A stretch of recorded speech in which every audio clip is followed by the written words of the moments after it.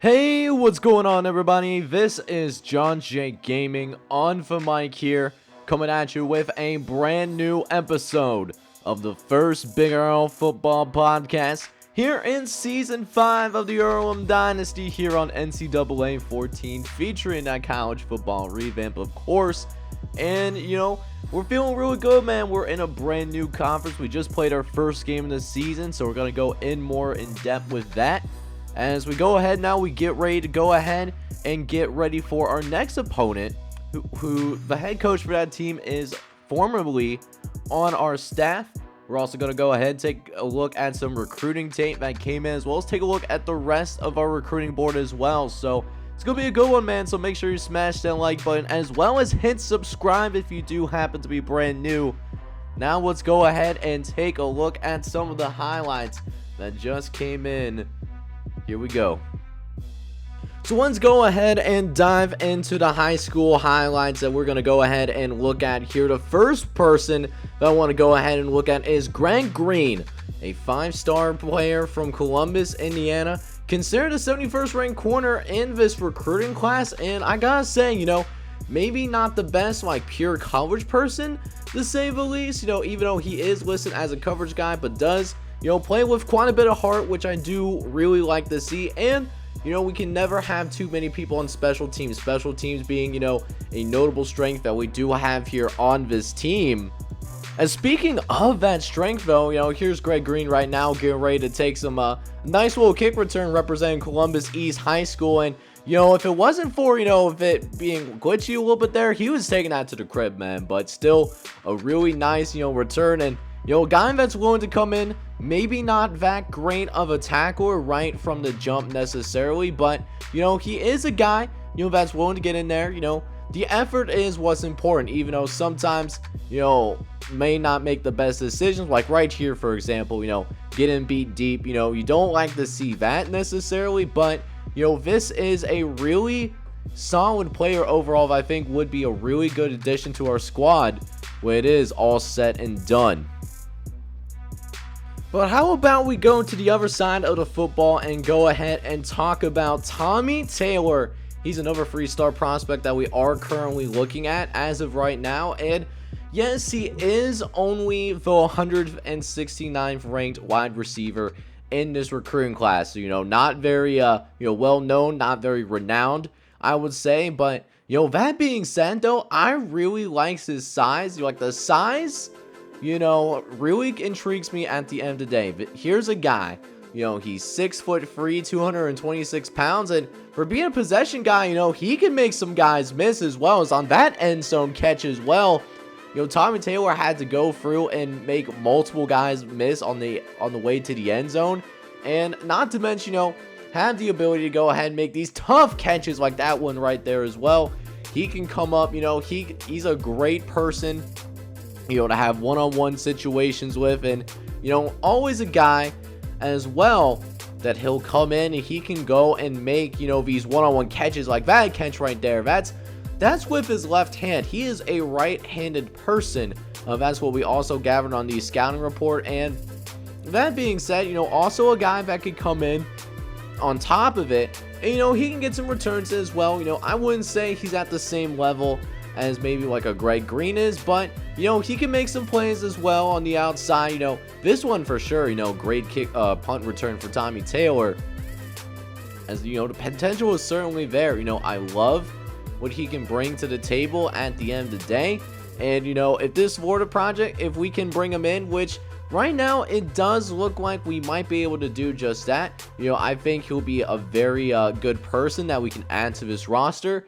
And he could potentially be a number 1 wide receiver for us as he progresses through his collegiate career. And so the last person that I kind of want to talk about in the high school recruiting update is Carl Simon. Here's a guy, only a 2-star person, has really had to earn some playing time, playing special teams, but finally in his senior year, he's getting his opportunity. And being only a starter on the defense for your senior season is probably why he's only listed as a 2-star guy. That is a little bit of concern, the lack of snaps. But I'm looking at what he can do, in special teams. This is a guy that certainly has a high motor, may not have, the size of a prototypical linebacker that you like to see. You like to see him have a little bit more size. I wouldn't say necessarily he's undersized, but, not the ideal weight, I would say, but, So we did go ahead and take a look at some of the high school highlights of guys like Greg Green, guys like Tommy Taylor, and then also other guys like Carl Simon. But, there are some other guys that, we might see later that, might want to go ahead and talk about. First and foremost, we do have Jarrett Neal. He's a 3-star tackle from Houston, Texas. He is the 73rd ranked tackle in this recruiting class. Although that being said, he's listed as a bust actually. He's not as good of a pass blocker as what he originally intended to be. He still has a couple of scholarship offers from schools like Ohio State and Oklahoma State, who we actually just beat in the last episode. We don't have any points towards them yet, just because we don't have the space for it. We have other priorities, but Jarrett Neal, could always use some depth at the offensive line, even though he may not live up to his original expectations. A guy that could live up to expectations, though, is another 3-star offensive lineman, Johnny Butler. He's a 35th ranked guard in this recruiting class. A little bit more highly regarded, not a great impact blocker, but does come in with some solid pass block and run blocking abilities. The thing about him is we can't really slide him out to tackle because of the lack of speed that this guy has, but he should be a pretty solid guard for us overall. But that being said, though, there's quite a few schools going after this kid. We did go ahead and offer him a scholarship, though, but Navy, Oklahoma State, and LSU all want this kid, and it's really important that we get him too, so that we can hold on to our pipeline state in Texas. Remember, we're still at a point in this dynasty where we have to go ahead, we have to recruit only in our pipeline states, and losing Texas, that would be a huge loss for this program and for this dynasty. Up next, we do have Brad Mayhew. He is a 3-star corner from Vidor, Texas. He's the 104th ranked corner, and we're actually going to go ahead and take a look at him later this season in another podcast. His high school highlights didn't come in yet, but he does have some good speed overall. 90 speed, 87 acceleration, 86 agility, very agile guy. The problem with him, though, is he has a really hard time tackling. Only 54 tackle, so really not a good look overall, but does have really good pursuit. 80 pursuit, I definitely like to see that, and does have decent coverage skills. We are offering him a scholarship, and so has the University of Kansas, but we do have a big lead over everybody, and he should be an Earlham commit, no problem. Next person that I want to go ahead and talk about, another Texas prospect, Paul Campbell. He's from Sulphur Springs, Texas. He's a 3-star guy, considered 113th ranked corner in this recruiting class. And he's not as quick as Brad Mayhew. Only has 84 speed. He could still, play corner for us, though, to say the least. The coverage skills are certainly better there, but unlike him, doesn't have great pursuit, and also, can't tackle, and honestly has a really tough time, recognizing whether it's a run or a pass. So definitely a raw player. Granted, we are ahead of him right now, with Kansas State also offering him a scholarship. But that being said, could be a guy that, may not see the field much during his freshman campaign if he comes here. Up next, we have Marshall Gardner. He's also a 3-star prospect from LaPorte, Texas. A lot of Texas guys up in here, man. 6 foot, 179 pounds, so could use a little bit of time in the weight room to get that weight up a little bit, but despite the lack of weight that he has, he's considered a hard hitter. He's got that 83 head power. So, if we can get him in the weight room, he can be a guy that can get multiple forced fumbles in a season. And it's a little bit competitive for him. We're going after him, but so is Minnesota and Arkansas State. Although we are currently opening up the lead on him, Marshall Gardner would be a good look for us, also with decent speed. Moving over to the offensive side of the football, though, we have Jarrett Leslie, a 3-star prospect from San Antonio, Texas, the the 227th ranked wide receiver, might have a little bit of tough time getting onto the football field, and rightfully so. Really needs to work on his craft a little bit. Really a guy that the only thing he can really do is, he can run vertical routes, but that's really about it. Granted, not too bad at doing that. 91 speed, that would certainly help, but only 72 agility, 74 acceleration, so he might have a hard time living up to that, unfortunately. But a developmental guy certainly that we'll have to look into in this dynasty. Another wide receiver that we're going to go ahead and look at is Scott Olsen. Scott Olsen, a three-star guy, 6'1", 174 pounds, from Palmetto Estate, Florida. He's the 110th wide receiver in this recruiting class, and a little bit more well-rounded, not as fast as Jarrett Leslie, but he does a better job accelerating, so he can get to his top line speed a little bit sooner, and then on top of that, has good injury rating, so he'll be available for us on the field, and has a decent spec catch, decent route running, which is really good. 6'1", he has a good frame, to go up and get some balls for us. Again, another guy though that could use the weight room a little bit, only 174 pounds. We're the only school that has offered him a scholarship thus far, so we'll see if anyone jumps in on that train. We'll just have to go ahead and wait and see on that. One wide receiver that I do want to go ahead and look at later this season, I'm still waiting on his high school highlights to come in, is James Silva. And he has really good size too, 6'4", 231 pounds. And the crazy thing too is he's not slow either, 89 speed to go with it. He's going to be a great jump ball guy for us, especially when he gets that spec catch and catching traffic up there.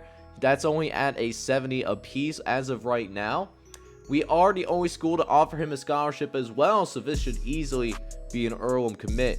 Back over to the defensive side of the football, we have Matt Marshall from Sweetwater, Florida. He's the 115th ranked corner, and a little bit on the smaller size, a little undersized as a football player, 5'10", 177 pounds. But that being said, this is a guy fundamentally sound when it comes to his coverage, has good man coverage, solid zone, has a hard time tackling, and frankly, he's not the most athletic on the face of the earth, but we are the only one offering him a scholarship, and it helps bolster up the Florida pipeline a little bit. The most exciting player that I think that we have in this recruiting class is JUCO quarterback Jeff Wheatley. He's from Wake Station, Indiana, the 81th ranked quarterback in this recruiting class. But he could prove to be a lot better than that, actually. When I look at him, I look at a guy, basically a Miami Uiagalelei, who can pass the football significantly better. 95 throw power. This dude has a freaking cannon. An 81 throw accuracy to go with it. It's only us and Manchester going after him, but we have a really nice lead on this kid so far though, so I really like to see that. Best case scenario, Jeff Wheatley, he comes in, he sits a year behind CJ Patton, and then in year number 7 he can step up and be the starting quarterback for this football program. That's something that I would really like to see. Following Jeff Wheatley, we do have Robert Harvey, the 2-star middle linebacker from Beverly Hills.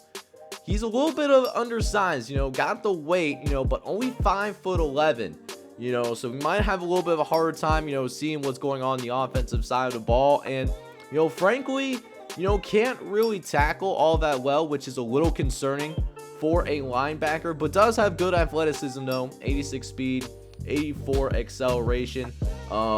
Probably one of those platoon guys that could come in, and we are the only team to offer him a scholarship. With Jacob Ramos graduating after this season, we are in need of another kicker, and the kicker that we're currently looking at right now is Josh Ray from Wabash, Indiana. He's a JUCO guy, and not highly regarded as Jacob Ramos was. Jacob Ramos was probably the highest rated prospect that we went after outside of Chauncey Larson maybe, but he's okay. 70 kick power, 65 kick accuracy, nothing too crazy. We are the only school to offer him a scholarship, so we might be able to grab him. And then there's Michael Stewart, Talk about a guy that we're going to look at later this season with the high school mixtape. He's a 6'3", 247 pounds, and from Gary, Indiana. Might need to put on a little bit more weight, considering he's not that athletic, but got some decent tackling abilities, good hit power, good play recognition. The block shedding is there as well. Good like finesse moves and all that. Really, the thing for him is we need to work on his athleticism, but that being said, Earlham and Hanover both have offered scholarships, with Franklin at least showing interest, but they have not officially offered a scholarship just yet. And then finally, the last person that I want to go ahead and look at here, at least for the little recruiting update, is Brad Workman. He's from Plymouth, Indiana, 150th ranked outside linebacker, a little bit of a run stopper kind of type. Pretty solid. He can tackle and has some decent play recognition, but the speed leaves a little bit more to be desired. We have been spoiled with guys like Nate Hunt and Seth Greenlake at those outside linebacker positions. Josh Brown too, playing middle linebacker, all pretty athletic guys. Brad Workman doesn't necessarily live up to that mold, but can at least come in and be a good person that prevents the run game from getting going, which is something that we are really good at, and I want to continue to be really good at as well. Manchester has also offered a scholarship to this kid, but that being said, we do have ourselves a pretty sizable lead that I hope will keep growing as time goes on. But needless to say, the Oklahoma State Cowboys actually proved to not be too much of a challenge for us. Matter of fact, I do want to go ahead and see if we do have any players of the week, and it looks like we did not actually have any players of the week at the I guess like NCAA level, but we did have it at the conference level though. Mario Hernandez and Miami Ugallier, each of those guys, custom recruits by the way, they both balled out pretty well. Mario Hernandez with 4 tackles and an interception, and Miami Ugallier, the offensive player of the week, 209 yards for the air, 75 yards on the ground. So almost 300 yards total for this guy, our true senior at quarterback, and had 3 total touchdowns on the day. And because of the performance of those guys and many others, we were able to go ahead and win this game by a final score of 31-7. It was one of those things where I feel like we could have won by a little bit more. I felt like we had opportunities where we had good field position to work with, but just kind of stalled out. We did, get a little bit better as the game went on, and the defense, remained to be a massive issue that other teams are going to have to go ahead and face over the course of the season. So I am really excited about that overall. And we dominated pretty much everything across the board. We had more total offense, over 400 yards total in offense. The running game looked really good, which I really like to see. The passing was okay. Miami Ugallier was never the best passer, but maybe doesn't have to be the very best passer for us, say. We did have 5 trips to the red zone, 4 of which did end in touchdowns. We did also win the turnover battle, and we had over 200 yards of total offense, more than Oklahoma State.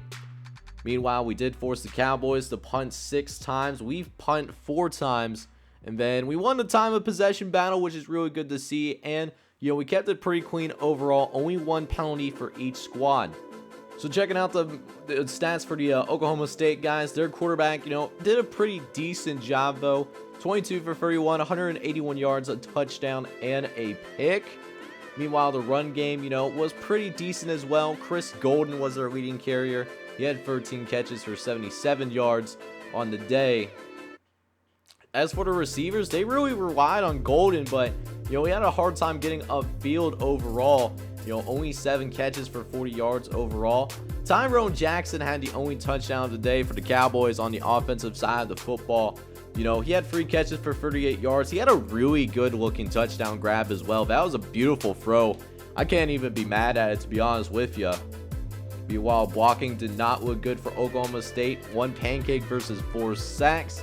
So we made their offensive line look bad. And then Aaron Moss led them in tackles on the day. Oklahoma State with 9 total tackles, including free TFLs from Moss. Ryan Dunn had the only sack for the Cowboys, though. he ended up with 2 tackles and a TFL. So this is the very first time that we went at... So I forgot to mention this in the off-season episode, as well as the first episode of the season number 5 against Oklahoma State. We actually had a new playbook, just because we do have a new offensive and defensive coordinator. Instead of running the UCLA spread, we are now running the Troy playbook, which I think is an air raid, but don't quote me on that. And then also we have transferred over from a 4-2-5 to a 4-3 as well, because of the fact that we do have a new defensive coordinator, and that's what he likes to run, which is good for us because we were a little bit light in the secondary going into this season. We have a little bit more depth at the linebacker position going into this year. So I think it makes sense for us, especially because our defensive line is certainly a strength for this defense. So we now go ahead and get ready to go on the road to play against the Bluffton Beavers in our next game. And this is a pretty significant game for us overall, just because our former, I believe, defensive coordinator did take the head coaching job at Bluffton University. And we're looking pretty even on paper, but that being said, Bluffton has not played a game yet, this season. So I don't know exactly, how they play, in the actual game versus, like what their roster shows, which we'll get to that shortly. They do go ahead and open up against Arizona this week, so we'll see how that goes for them before they come to us, or actually we come to them, as we are going on the road. So guys, this is actually what the Bluffton roster is going to be looking like going into this game. And they have some solid players on this roster for sure, but to be honest with you, there really isn't anyone that necessarily scares me all that much. I think we might have a better roster, at least at a top end perspective.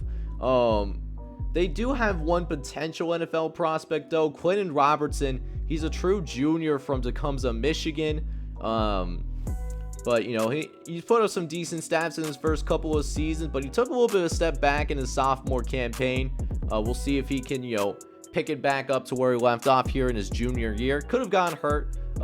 That stuff always happens in the game, but we'll go ahead and check out what the rest of the roster holds. So starting off at the quarterback position, it looks like the starting quarterback for this team is still Rashid Fry, but he is going to be competing for his job long term though.